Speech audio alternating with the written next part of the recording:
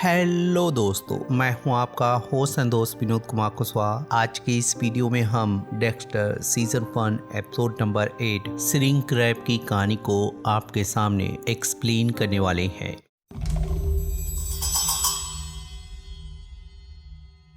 इस एपिसोड की कहानी की शुरुआत एक क्राइम सीन से शुरू होती है, जहां बटिस्टा लाश को देखकर उसे सुसाइड मानता है। वहीं डेक्स्टर का मानना होता है कि औरतें बंदूक से सुसाइड नहीं करती हैं, बल्कि अगर उन्हें अपने आप को मारना हो तो दवाई को लेकर अपने आप को खत्म करती हैं या अपनी नसें काटती हैं। तो बटिस्टा जब उसे बताता है कि वो लोग पहले भी ऐसे केस को फेस कर चुके हैं और सभी की सभी महिलाएं इंडिपेंडेंट महिला थी या अपने पैरों पे खड़ी थी, तो डेक्स्टर के कंफर्म करने पे बटिस्टा बताता है कि ये भी महिला रिच और इंडिपेंडेंट थी। वहीं जब जेम्स उसके हस्बैंड से पूछताछ करता है तो वहाँ पता चलता है कि वो डिप्रेशन की वजह से थेरेपी ले रही थी और उसका मानना होता है कि उसकी वाइफ वेनेसा कभी भी सुसाइड नहीं कर सकती है। तो जेम्स जहाँ उसकी बातें सुनने के बाद उसके कपड़े को उतार कर जमा करवाने को बोलता है। वहीं दूसरी तरफ जब डेव रूडी के साथ लपा जपा करते हुए और उसे बाय करने के बाद जब क्राइम सीन पे पहुंचती है तो जेम्स जहाँ उसके पति के ऊपर शक करते हुए उनसे जहाँ पड़ोसियों से उनके रिश्ते के बारे में पता करने को बोलता है। वहीं डेक्स्टर डेव से मिलने के बाद जब रीटा के घर पे पहुंचता है तो डाइवोर्स डील की वजह से जहाँ पॉल विजिटेशन के लिए आया होता है, वहीं कोर्ट की सुपरवाइजर भी मौजूद होती है।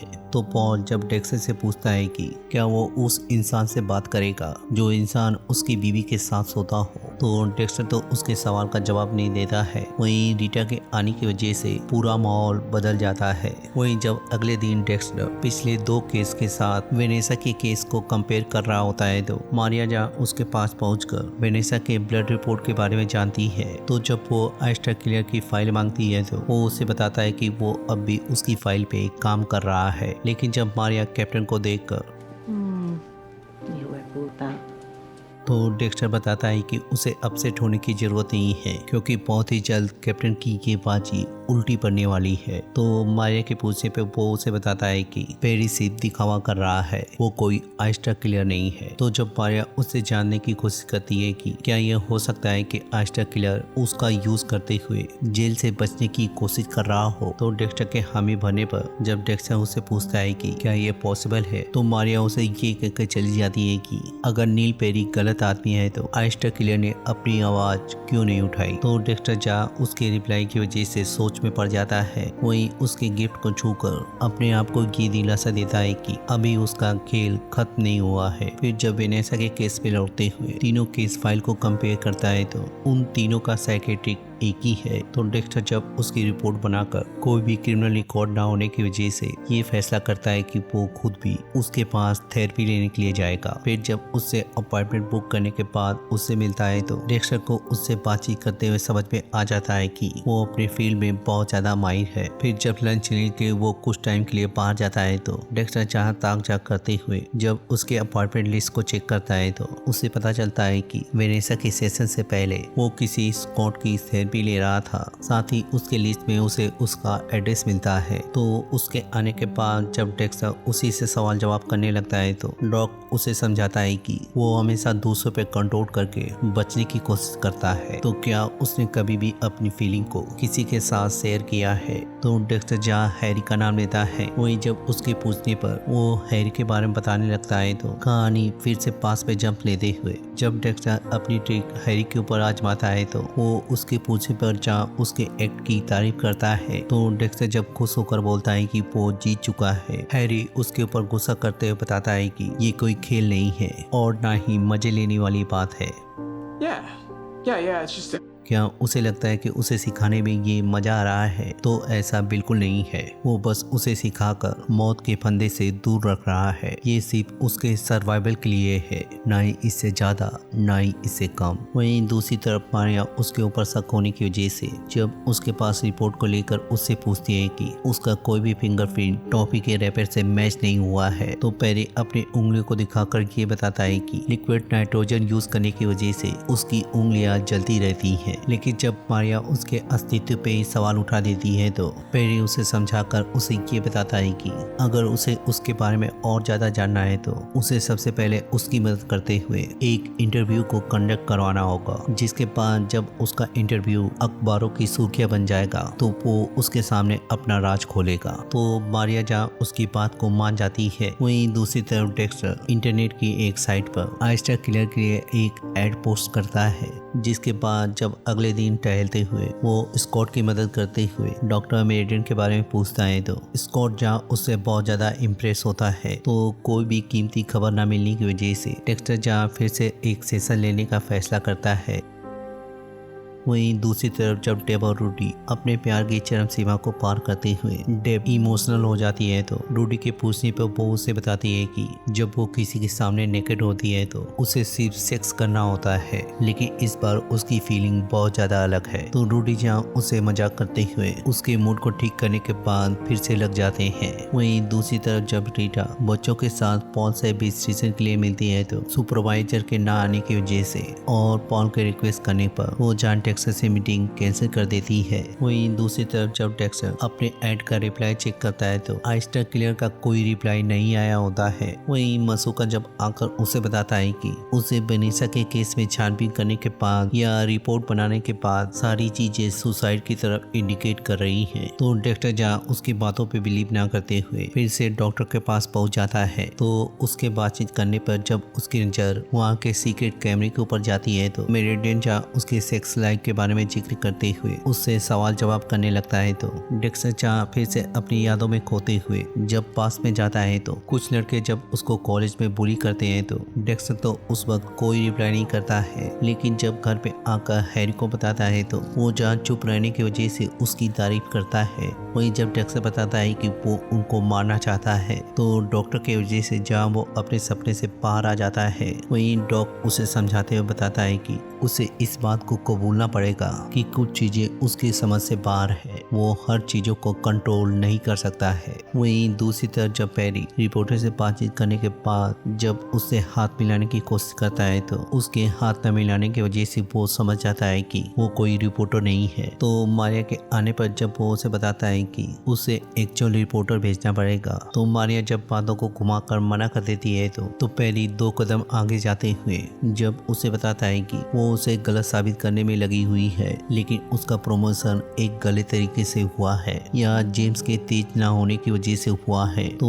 उसके पूछने पे वो उसे बताता है कि वो जानता है कि जेम्स ने ड्रग केस में उस ड्रग लॉर्ड को पकड़ा था, लेकिन एन मौके पे आकर उसने उससे उसका क्रेडिट छीना है। तो मारिया जहाँ उसकी बात से गुस्सा होकर चली जाती है, वहीं दूसरी तरफ डेक्स्टर उसके ऑफिस में घुसकर उसके सेशन के वीडियो फुटेज को चेक करता है तो उसे सारे विक्टिम की बातें सुनकर पता चलता है कि डॉक्टर उन औरतों की ट्रॉमा का फायदा उठाते हुए उन्हें बहुत ज्यादा गिल्टी फील करवाकर बंदूक का इस्तेमाल करते हुए उन्हें सुसाइड करने के लिए फोर्स करता है। फिर जब डेक्स्टर अपनी बातचीत की कॉन्वर्सेशन को उसके रिकॉर्ड से डिलीट कर देता है। वहीं जब रीटा उसको इमरजेंसी मैसेज करती है तो डेक्स्टर के पहुंचने पर जब वो पूरी तरह से तैयार होती है तो रीटा जब उससे बातचीत करते हुए इंटीमेट होने की कोशिश करती है तो डेक्स्टर जहाँ अर्जेंट काम का बहाना बनाकर उसे जहाँ अकेला छोड़कर चला जाता है, क्योंकि उसका मानना होता है कि जब भी वो किसी के साथ इंटीमेट होता है उसके साथ होने से उसकी जहाँ पहचान खो जाती है, वहीं वो अपने आप को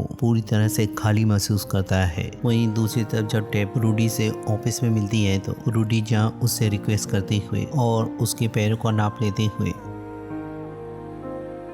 एक क्लाइंट के लिए जहाँ ढांचा तैयार करता है, वहीं दूसरी तरफ जब मारिया जेम्स से पूछती है कि क्या उसने अपने केस के बारे में कभी भी किसी से जिक्र किया है, तो जेम्स के नाम में जवाब देने पर मारिया समझ जाती है कि नील पेरी ने उनके कंप्यूटर सिस्टम को हैक करके उसके रिकॉर्ड को खंगाला है, साथ ही आइस्टर किलर के डेटा को भी चुराया है। तो जहाँ जेम्स से कहकर उनके कंप्यूटर फायरवॉल को चेक करने को बोलती है। वहीं दूसरी तरफ जब डेक्स्टर मेडिन के पास पहुंचकर उसे रीटा के वाक्य के बारे में बताता है है तो वो उसे समझाता है कि उसे अपने आप को उसे सौंपना पड़ेगा, क्योंकि दुनिया में ऐसा कोई नहीं है जो अपनी बुराइयों को नहीं छुपाता है, क्योंकि वो इंटीमेसी के दौरान अपने कंट्रोल को नहीं खोना चाहता है। लेकिन जब तक वो इस बात को एक्सेप्ट नहीं कर लेता है कि उसे उसके भरोसे उसे छोड़ना पड़ेगा, क्योंकि इंटीमेसी की चरम सीमा तभी समाप्त हो सकती है या उसकी घबराहट तभी खत्म हो सकती है जब वो सब कुछ भूलकर उसके साथ इंटीमेट होगा। फिर जब लाइट बंद करके अपनी डीप रिलैक्सेशन थेरेपी को आजमाते हुए उसे जहाँ उस पल के बारे में सोचने को बोलता है जहाँ पे वो अपने आप को